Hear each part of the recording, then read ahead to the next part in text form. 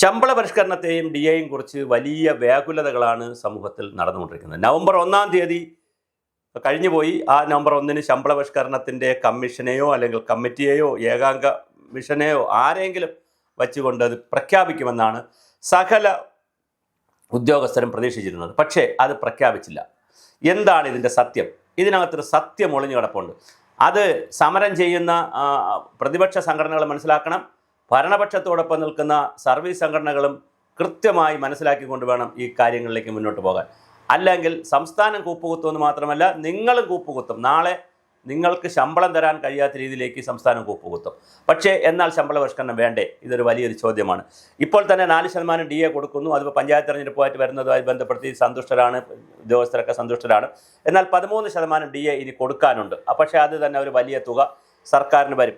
അതുപോലെ തന്നെ ശമ്പള പരിഷ്കരണം ഇപ്പം തന്നെ 72,000 കോടി രൂപയാണ് പ്രതിവർഷം ആകെ വരുമാനത്തിൻ്റെ നിന്ന് 72,000 കോടി രൂപയാണ് ശമ്പള പെൻഷൻ ഇനത്തിൽ സർക്കാരിന് കൊടുക്കേണ്ടത്. പിന്നെ ക്ഷേമ പെൻഷനുകൾ വേറെയുണ്ട്. ഇങ്ങനെ കൊടുക്കേണ്ടി വരുന്നത് 72,000 കോടി രൂപയാണ്. ഇത് തന്നെ ആകെ നികുതി ഇതര വരുമാനത്തിൻ്റെ 74% വരും. അപ്പോൾ ചെറിയ പൈസയല്ല അത്, അപ്പോൾ ആ തുകയല്ല. അത്രയും വലിയ തുകയാണ് സംസ്ഥാന സർക്കാർ ശമ്പളത്തിനും സേവനത്തിനും സർക്കാർ ജീവനക്കാർക്കും പെൻഷൻകാർക്കും കൊടുക്കേണ്ടി വരുന്നത്. 74% തുകയാണ്, 72,000 കോടി രൂപയാണ് കൊടുക്കേണ്ടി വരുന്നത്. എന്നാൽ അത് വീണ്ടും ഒരു ശമ്പള പരിഷ്കരണത്തിൻ്റെ ഒരു ശമ്പള പരിഷ്കരണം ഇവിടെ വന്നാൽ 93,262.41 കോടി രൂപയാകും എന്നാണ്. അതായത് 72,000 കോടിയിൽ നിന്ന് വീണ്ടും 11,000 കോടിയിൽ പരം രൂപ കൂടി അധിക ബാധ്യത വരും. പക്ഷെ അവിടെ പ്രശ്നം അതല്ല. അങ്ങനെ അധിക ബാധ്യത വന്നാൽ ഇപ്പോൾ കൊടുത്തിരിക്കുന്ന നികുതിയേതര വരുമാനത്തിൻ്റെ 74% എന്നുള്ള 110% ആകും. അപ്പോൾ എങ്ങനെയാണ് ഒരു സംസ്ഥാനത്തിൻ്റെ നികുതി അല്ലെങ്കിൽ നികുതി ഇതര വരുമാനത്തിൻ്റെ 110% എടുത്ത് ശമ്പളം കൊടുക്കുക, പെൻഷൻ കൊടുക്കുക?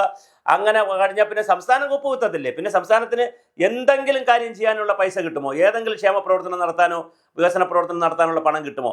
ഇനി അല്ല, ഈ ക്ഷേമ വികസന പ്രവർത്തനം നടത്താനുള്ള കേന്ദ്രത്തിൻ്റെ നികുതിയുണ്ട്, ടാക്സ് കിട്ടും. അത് പക്ഷേ അതൊക്കെ എടുത്തിട്ടാണ് വികസന പ്രവർത്തനം. പിന്നെ പബ്ലിക് ബോണ്ടുകളൊക്കെ സ്വീകരിച്ചുകൊണ്ട് പൊതു കടം വാങ്ങുന്നു, കിഫ്ബിയുടെ പണം കടം വാങ്ങലുണ്ട്. ഇങ്ങനെ കുറേ പണം മാത്രമാണുള്ളത്. അതിൽ നിന്ന് എടുത്ത് ശമ്പളം കൊടുക്കേണ്ടി വന്നാൽ പിന്നെ സ്റ്റേറ്റ് അതിദരിദ്രമായി പോവില്ലേ? നമ്മൾ ദാരിദ്ര്യമൊക്കെ മാറ്റിയ ഒരു സംസ്ഥാനം എന്ന് പറഞ്ഞ് വലിയ ബഹളം ഉണ്ടാക്കുമ്പോൾ സ്റ്റേറ്റ് ദാരിദ്ര്യത്തിലേക്ക് പോകും. സ്റ്റേറ്റ് ദാരിദ്ര്യത്തിലേക്ക് പോകാതിരിക്കണമെങ്കിൽ ശമ്പള പരിഷ്കരണം നടപ്പിലാക്കാതിരിക്കണം എന്നാണ് ധനവകുപ്പിൽ നിന്നുള്ള ശക്തമായ തീരുമാനം. പക്ഷെ അങ്ങനെ ധനവകുപ്പ് തീരുമാനിക്കുമ്പോൾ രാഷ്ട്രീയമായ മറ്റൊരു പ്രതിസന്ധിയുണ്ട്. 5.5 ലക്ഷം വരുന്ന സർക്കാർ ഉദ്യോഗസ്ഥരും പിന്നെ കുറെ പെൻഷൻകാരും വരുന്നവർ സ്വാഭാവികമായിട്ട് ഇലക്ഷനിൽ സ്വാധീനിക്കുന്ന ഒരു വിഭാഗമാണ്. അവരെ വെറുപ്പിച്ചുകൊണ്ടൊരു അസംബ്ലി തെരഞ്ഞെടുപ്പിലേക്ക് പോകാൻ കഴിയില്ല. ഇപ്പം വേണമെങ്കിൽ പഞ്ചായത്ത് തെരഞ്ഞെടുപ്പിന് 4% DA ഒക്കെ കൊടുത്തതുകൊണ്ട് അവരെ ഒന്ന് പറഞ്ഞൊക്കെ കൂടെ നിർത്തി ജനപക്ഷ ഗവൺമെൻറ് ഹൃദയപക്ഷം എന്നൊക്കെ പറഞ്ഞ് ഒരു NGO യൂണിയൻകാരെയും ഗസറ്റിലോ KGOക്കാരെയൊക്കെ ഒന്ന് പിടിച്ച് വരട്ടിയൊക്കെ ചെയ്തു കഴിഞ്ഞാൽ സ്വാഭാവികമായിട്ട് അവർ ഓക്കെ എന്ന് പറഞ്ഞ് അവർ കൂടെ നിൽക്കാം. കാര്യം പാർട്ടിയുടെ ഘടകങ്ങളാണല്ലോ ഇതൊക്കെ. പക്ഷേ ഇത് അസംബ്ലി തെരഞ്ഞെടുപ്പിന് കൂടി ചെയ്തില്ലെങ്കിൽ അവരുടെ സ്വഭാവം മാറും. കാരണം ഉദ്യോഗസ്ഥർ എന്ത് തന്നെ പറഞ്ഞാലും അവരുടേതായ ഒരു ലൈൻ ഉണ്ടല്ലോ. അപ്പോൾ സ്വാഭാവികമായിട്ടും സർവീസ് സംഘടനകളിൽ നിന്നും ട്രേഡ് യൂണിയനുകളിൽ നിന്നും അതിശക്തമായ സമ്മർദ്ദമാണ് ഗവൺമെൻറ്റിൻ്റെ പുറത്ത്. അപ്പോൾ ഒരു വശത്ത് പൊളിറ്റിക്കലായിട്ടുള്ള സമ്മർദ്ദം, മറുവശത്ത് ധനവകുപ്പിൻ്റെ സമ്മർദ്ദം. അപ്പോൾ ധനകാര്യമന്ത്രി ആയാലും മുഖ്യമന്ത്രി ആയാലും മന്ത്രിസഭയായാലും വലിയൊരു പ്രതിസന്ധിയിലാണ്. ഒരു വശത്ത് ധനപ്രതിസന്ധിയുടെ സമ്മർദ്ദം, ധനകാര്യ വകുപ്പിൻ്റെ ശക്തമായ സമ്മർദ്ദം. അല്ലെങ്കിൽ ഇത് ചെയ്താൽ എങ്ങനെ സ്റ്റേറ്റ് മുന്നോട്ട് പോകും എന്നുള്ളൊരു ചോദ്യം. സ്റ്റേറ്റിന് മുന്നോട്ട് പോകാൻ കഴിയില്ല, അത് വേറെ വലിയൊരു സത്യം തന്നെയാണ്. എങ്ങനെ മുന്നോട്ട് പോകും എന്നുള്ളൊരു ചോദ്യം. അതിനിടയിലാണ് വളരെ ഗൗരവതരമായ പൊളിറ്റിക്കൽ പ്രഷർ വരുന്നത്. പ്രത്യേകിച്ച് തെരഞ്ഞെടുപ്പാണ് വരുന്നത്. അപ്പോൾ എന്ത് ചെയ്യാൻ പറ്റും? ഇനി ശമ്പള പരിഷ്കരണ കമ്മീഷനെ പ്രഖ്യാപിച്ചതിന് ശേഷം റിപ്പോർട്ട് വരുന്നുമ്പേ ഗവൺമെൻറ് ചാടുമോ? അതായത് ജനുവരിയിലോ മറ്റോ ഒന്ന് പ്രഖ്യാപിച്ചു കഴിഞ്ഞാൽ ഫെബ്രുവരി മാർച്ചിനും ബഡ്ജറ്റിലും കൂടി അങ്ങനെ വരുമെന്നൊക്കെ പറഞ്ഞിട്ട് പ്രഖ്യാപനം നടത്തിയിട്ട് ഗവൺമെൻറ് പോകുമോ? അതോ കൊടുത്തിട്ട് പോകുമോ? 13% DA എന്ന് കൊടുക്കും? വലിയ പ്രതിസന്ധിയാണ്. ഇതിനിടയ്ക്കാണ് മിനിമം പെൻഷൻ വാങ്ങുന്നവരുടെ ചില പ്രശ്നങ്ങൾ. മിനിമം പെൻഷൻ വാങ്ങുന്നവർക്ക് പിന്നെ മെഡിക്കൽ റീഇംബേഴ്സ്മെൻറ്റായിട്ട് ബന്ധപ്പെടുത്തി പല അസുഖങ്ങൾക്ക് ഇപ്പോൾ പല്ല് പരിശോധിക്കുന്നതിന് പൈസ ഇല്ല, അല്ലെങ്കിൽ ഡെൻ്റൽ റീഇംബേഴ്സ്മെൻ്റ് ഇല്ല. അങ്ങനെ പല കാര്യങ്ങളിൽ റീഇംബേഴ്സ്മെൻറ്റ് പ്രശ്നങ്ങളുമായി ബന്ധപ്പെടുത്തി മിനിമം പെൻഷൻകാരും ഇവിടെ ഇപ്പോൾ ശക്തമായിട്ടുണ്ട്. പിന്നെ ക്ഷേമനിധിക്കാരുണ്ട്. എല്ലാ ക്ഷേമനിധി ബോർഡിൻ്റെയും പ്രതിസന്ധിയിലേക്ക് പോകുന്ന ഒരു 10-15 ക്ഷേമനിധി ബോർഡുകളുണ്ട്. ഇപ്പോൾ കെട്ടിട നിർമ്മാണ തൊഴിലാളി ക്ഷേമനിധി ബോർഡ്, അംഗനവാടി ക്ഷേമനിധി ബോർഡ്, അതുപോലെ തന്നെ തയ്യൽ തൊഴിലാളികളുടേത്, കള്ളുചെത്ത് തൊഴിലാളികളുടേത്, ഇങ്ങനെ ബീഡി തൊഴിലാളികൾ, കശുവണ്ടി തൊഴിലാളികൾ, കൈത്തറി തൊഴിലാളികൾ, ഇങ്ങനെ തുടങ്ങി പിന്നെ കരകൗശലം, ഇങ്ങനെ 31ഓളം ക്ഷേമനിധി ബോർഡുകളുണ്ട്.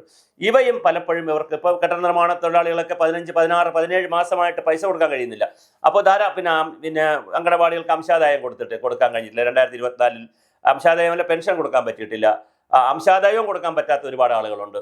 2024 റിട്ടയർ ആയവർക്ക്, പെൻഷൻ പറ്റിയവർക്ക്, അല്ലെങ്കിൽ സർവീസിൽ നിന്ന് മാറിയവർക്ക് അംശാദായം കൊടുത്തിട്ടില്ല. അങ്ങനെ സമസ്ത ജനവിഭാഗങ്ങൾ, അതായത് സർക്കാരിനെ സേവിച്ചിട്ടുള്ള ജനവിഭാഗങ്ങളെ എല്ലാവരെയും കൂടി തൃപ്തിപ്പെടുത്തണമെങ്കിൽ, സകല പേരെയും കൂടെ തൃപ്തിപ്പെടുത്തണമെങ്കിൽ ഒരു നേരത്തെ സൂചിപ്പിച്ചതുപോലെ ഒരു 93,262 കോടി എന്ന് പറഞ്ഞത് ചിലപ്പോൾ ഒരു 1 ലക്ഷം കോടി രൂപ ആവശ്യം വേണ്ടി വരും.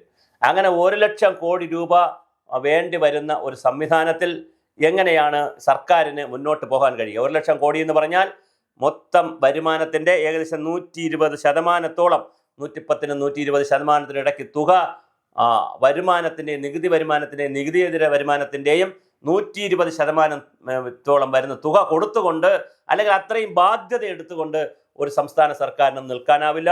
അത് വലിയ പ്രതിസന്ധിയിലേക്ക് പോകും. ഖജനാവ് പൂട്ടിയിടുക അല്ലാതെ വേറെ മാർഗമില്ലാതെ വരും.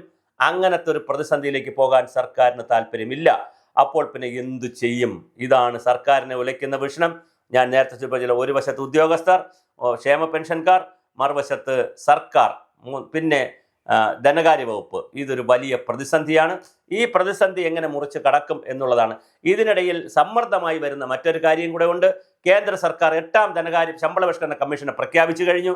അവർ 2026 എന്ത് തന്നെയായിരുന്നാലും 26 ആദ്യം ചിലപ്പോൾ, പ്രത്യേകിച്ച് കേരളത്തിൽ തെരഞ്ഞെടുപ്പ് നടക്കുന്നത് കൊണ്ട് വളരെ വേഗത്തിൽ തന്നെ കേരളത്തിലെ നിയമസഭാ തെരഞ്ഞെടുപ്പിന് മുമ്പ് കേന്ദ്ര സർക്കാരിൻ്റെ ശമ്പള പരിഷ്കരണം വരാൻ സാധ്യതയുമുണ്ട്. അങ്ങനെ കാരണം ഇപ്പോൾ 18 മാസമാണ് അവരുടെ ടേംസ് ആൻഡ് റെഫറൻസ്. അതിപ്പോൾ ആൾറെഡി 2024 വെച്ചത്. അപ്പോൾ ആൾമോസ്റ്റ് അത് കഴിയാൻ പോകുന്നു. അപ്പോൾ സ്വാഭാവികമായിട്ട് അവരുടെ തീരുമാനം വരും. അപ്പോൾ അവരുടെ തീരുമാനം വരികയും സംസ്ഥാനത്തിൻ്റെ തീരുമാനം വരാതിരിക്കുകയും ചെയ്താൽ സ്വാഭാവികമായിട്ട് അത് വലിയ തിരിച്ചടി, ഇലക്ഷനിൽ വലിയ തിരിച്ചടി ഉണ്ടാകും. പ്രത്യേകിച്ച് ഇടതുപക്ഷ സംഘടനകളൊക്കെ വലിയ സമരത്തിലേക്ക് പോകാൻ സാധ്യതയുണ്ട്. അല്ല, ഇനി വലതുപക്ഷ സംഘടനകളാണ്, പ്രതിപക്ഷ സംഘടനകളാണ് സമരത്തിന് പോയാലും അതിന് സപ്പോർട്ടൊക്കെ കൊടുത്തുകൊണ്ട് ഇടതുപക്ഷ ആളുകൾ, പിന്നെ നിഷ്പക്ഷരായി നിൽക്കുന്ന സർക്കാർ ഉദ്യോഗസ്ഥർ ഒത്തിരി പേരുണ്ട്. അവർക്ക് വേറെ പക്ഷവുമില്ല, സമരവുമില്ല, ഒന്നുമില്ല. അവരെ സംബന്ധിച്ചിടത്തോളം പണം കിട്ടണം, ആനുകൂല്യം കിട്ടണം എന്ന് വിചാരിക്കുന്ന മഹാഭൂരിപക്ഷം വരുന്ന ഒരു ഉദ്യോഗസ്ഥ സംവിധാനമുണ്ട്. അവരും ഇവിടെ നിൽപ്പുണ്ട്. അപ്പോൾ തീർച്ചയായിട്ടും കേരളത്തിൽ വളരെ ഗുരുതരമായൊരു സാമ്പത്തിക പ്രതിസന്ധി ഒരു വശത്തുണ്ട്, അതുവശത്തുള്ളൊരു രാഷ്ട്രീയ പ്രതിസന്ധി മറുവശത്തുണ്ട്, ഒരു ഉദ്യോഗസ്ഥ പ്രതിസന്ധി ഇവിടെ നിൽക്കുന്നു. അപ്പോൾ സത്യം ഇതൊക്കെയാണ് DA സംബന്ധിച്ചും ശമ്പള പരിഷ്കരണത്തെ സംബന്ധിച്ചും. എങ്കിലും സർക്കാർ രാഷ്ട്രീയമായ തീരുമാനങ്ങളാണ് എപ്പോഴും എടുക്കാറുള്ളത്. സാമ്പത്തിക സ്ഥിതിയെ വെച്ചുകൊണ്ടുള്ള തീരുമാനങ്ങളൊന്നും ഒരു സർക്കാരും എടുക്കാറില്ല.